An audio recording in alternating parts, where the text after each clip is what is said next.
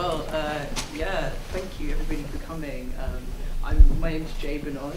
I'm kind of supporting the project with Tib and with Lou, a couple of other people.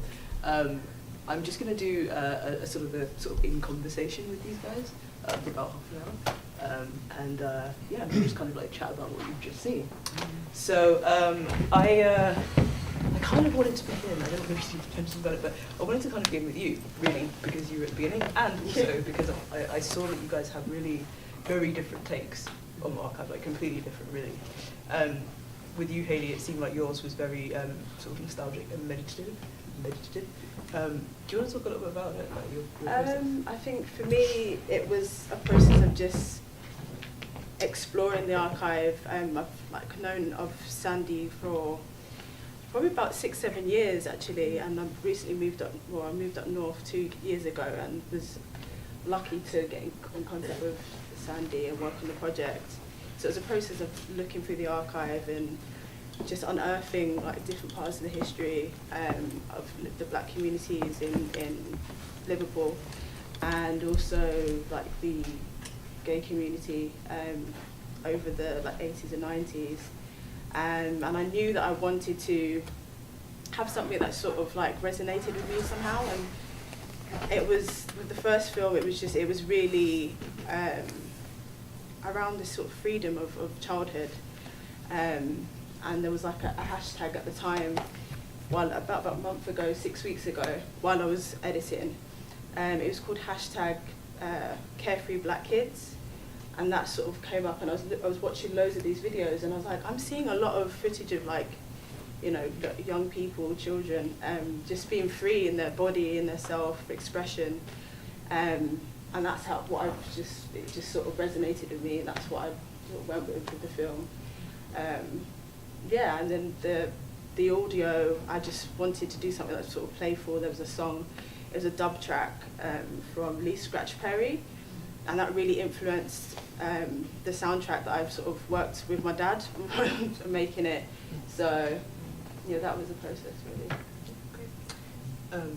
Evan, yours is very like personal and archive kind of interwoven, right? Do you want to talk a bit about your process?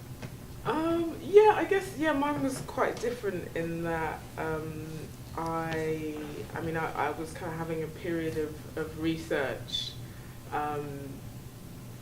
looking into kind of the histories of kind of nightlife, like black LGBT nightlife in London around kind of 2014, and then kind of a family, the passing of a member of my family happened, and even though I didn't kind of experience the moment firsthand, I was kind of given this DVD of the event, and I was kind of struck by how it kind of almost reminded me of some of these experiences of experiencing kind of nightlife, and then kind of in that process, I guess a kind of collision happened. I was kind of invited to work with your archive, and I've also been invited to because the film is.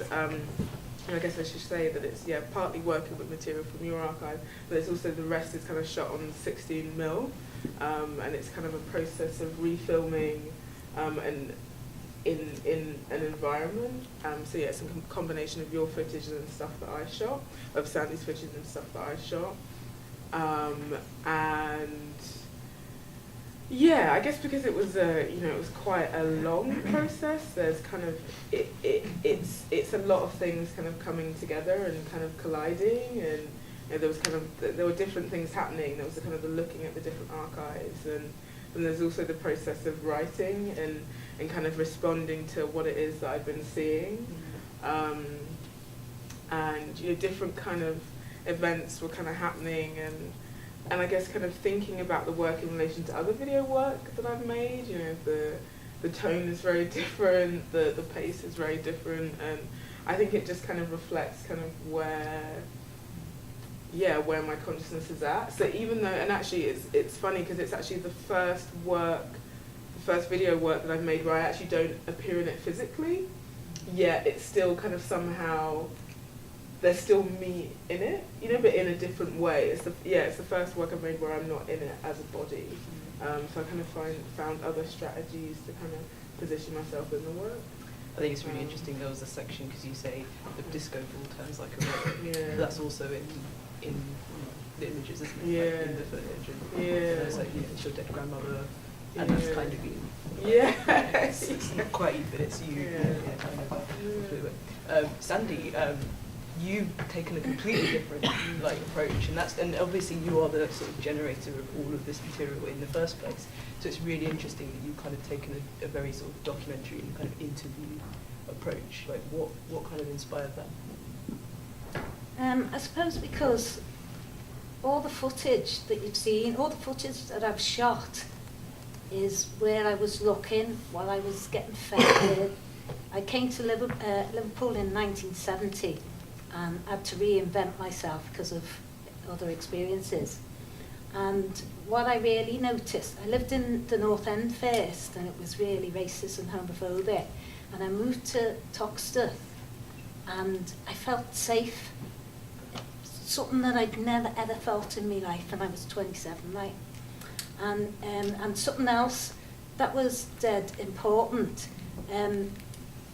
Because on the streets it was so homophobic and racist, the black scene was underground and the gay scene was underground, and we had a ball, you know, because we were all the same, we were all together, there was nobody being racist or homophobic, so you were actually living who you were meant to be.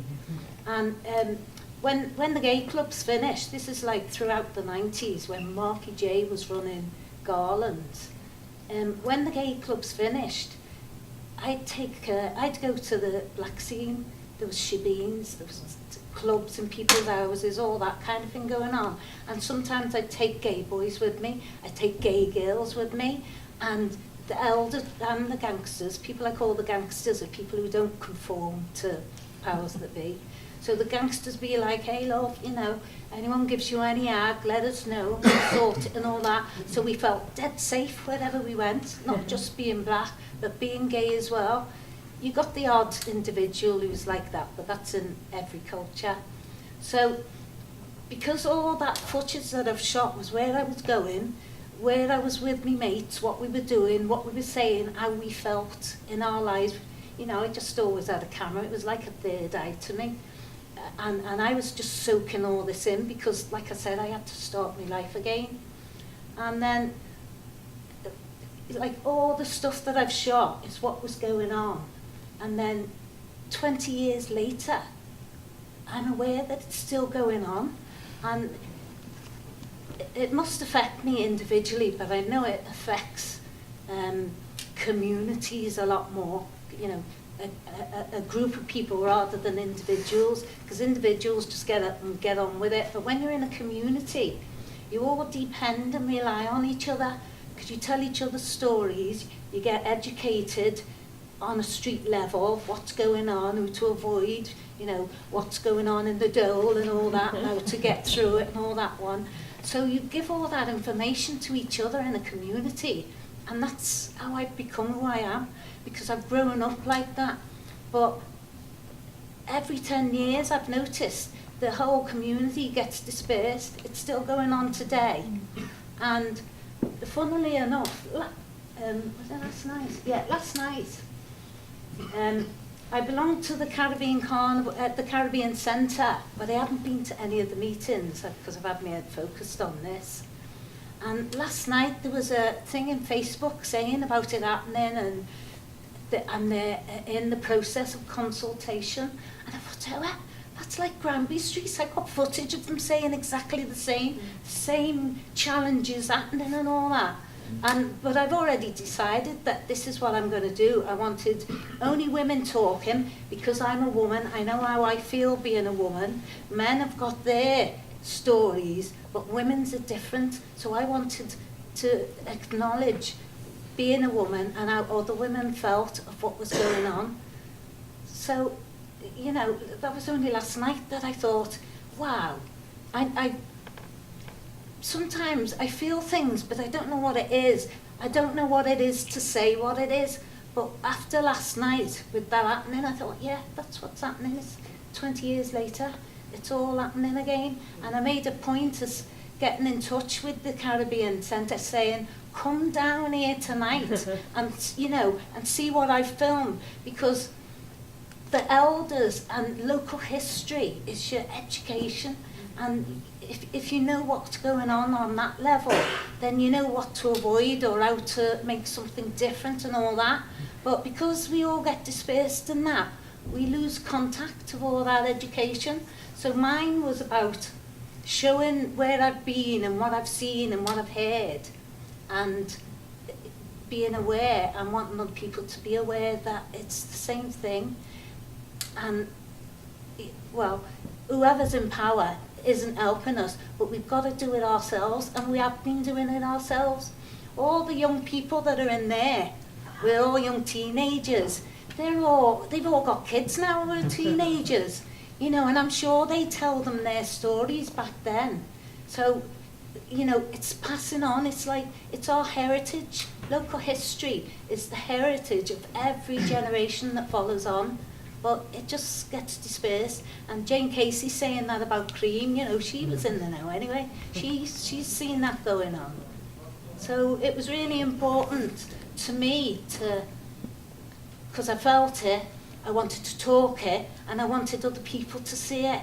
Because sometimes, you know, you can't pick these things up, you have to be told, or you have to see something that goes, oh look, it's like that.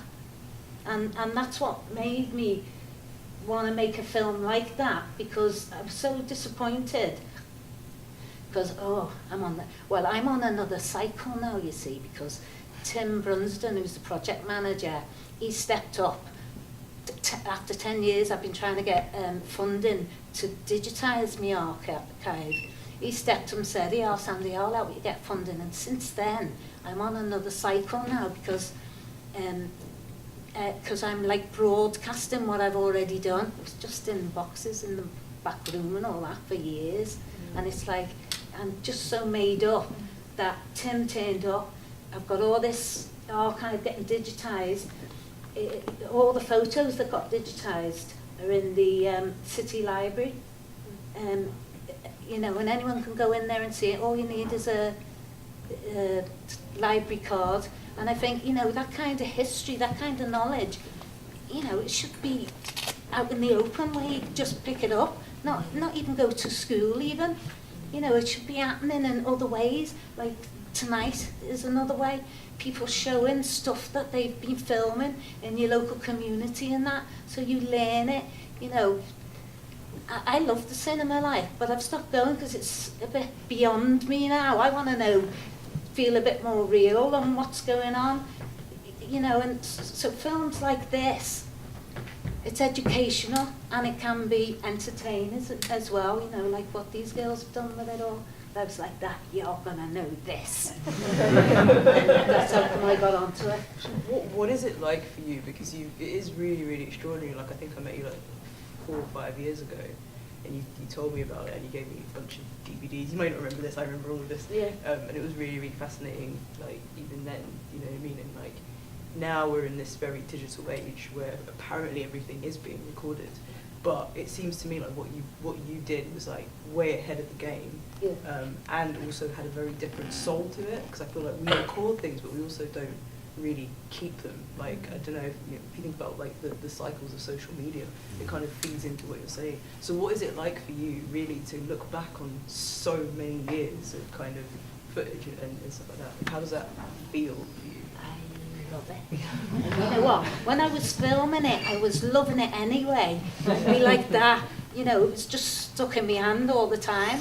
And then when it got digitised and I sat and watched it without anything in front, just being the audience, it was like 100 times more of a buzz than when I'd been filming it, because I was thinking, wow, the way I was there and that was going on, and how much I loved it then and how much more I love it now. You know, because that's what I was feeding on to become who I am today. So, and then watching it and thinking, oh yeah, that's why I move like that. That's why I dance like that. You know, that's why I talk like them. So all them things have sort of built me. I feel like a robot now. But you know, that's what turned me on to it all as well. That I was enjoying filming it, and I had even more enjoyment watching it. Could I ask you guys how you felt working with the archive? I think for me it was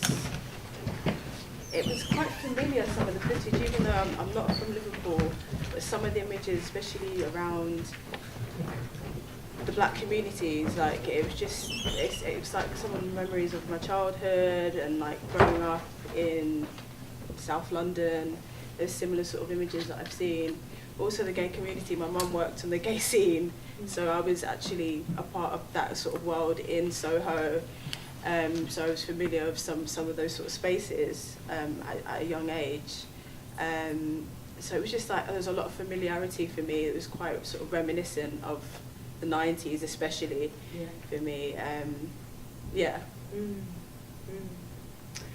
Yeah, I mean, yeah, there was a sense of familiarity, but then I guess there was also a sense of feeling quite overwhelmed because there's so much material as well. So it's like how to kind of make sense of it and how to kind of do it justice. And so for me, I ended up really kind of going in with, kind of having watched everything, I kind of decided that I really wanted to focus on particular kinds of imagery, because there is such a real diversity, of material. So then I became quite focused.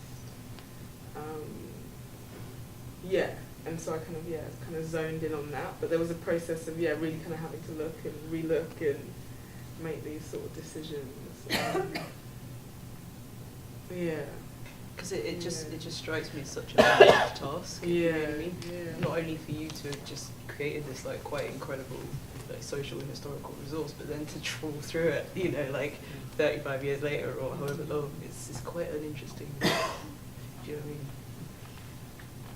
Yeah, but then I guess, because I work, I work a lot with archives, like, pretty much everything I do in some way starts with an archive, and it's strange because in a way you have to almost like depersonalize from it, because even though there is that sense of familiarity, like I think it's really important to kind of think about, what is the reason for wanting to engage with this material in the present, like what might be its impact in the future.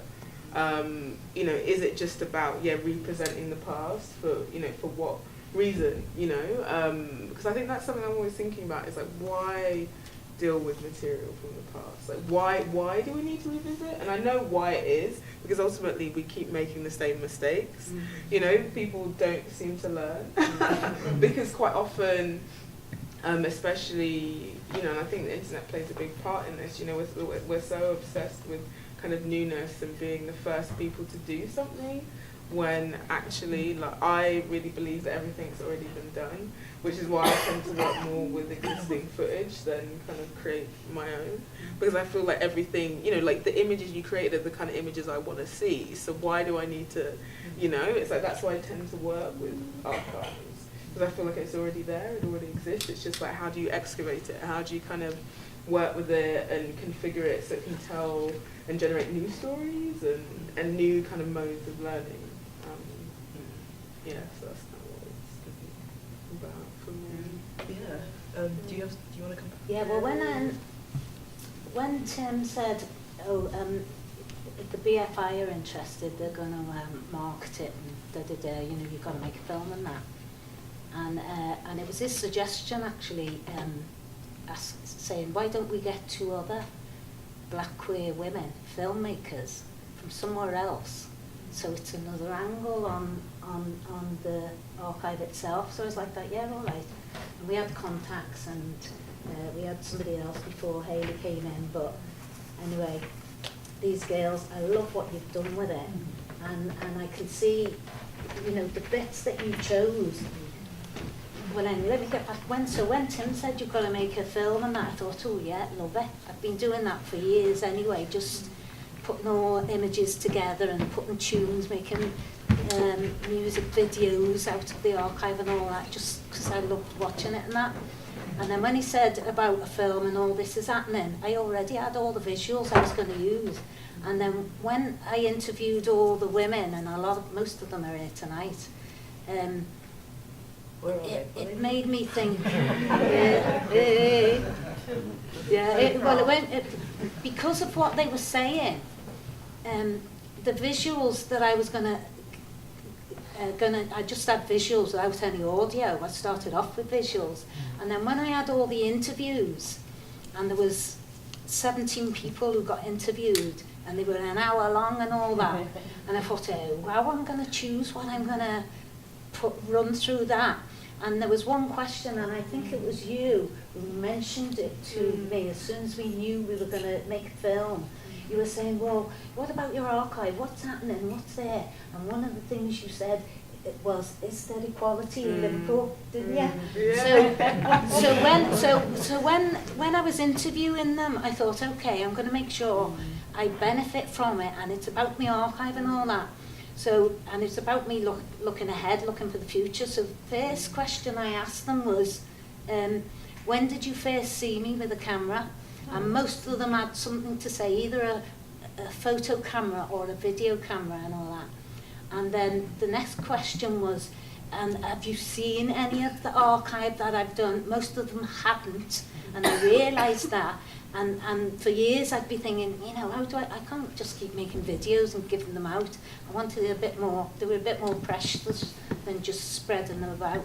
So that was the second question. They all come up with great answers, the answers to what we can do with local archive and all that. And then the third question was, is there equality in Liverpool? And that was the longest bit of every answer that came in. And the last one was, tell me a story, something that made you laugh or cry or something like that, or tell us a joke. Nobody told a joke, they all found something else to talk about.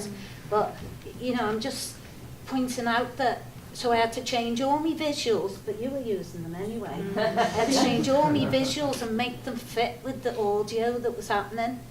And I just loved how it turned out as well. And I love it, because it's how I'd like to learn about, how I'd like to be educated, things like that. Never mind when was the War of Roses, or all that really ancient history, which has got nothing to do with me and all that one. But just local history, it's more important than it's credited. And that's why it was that.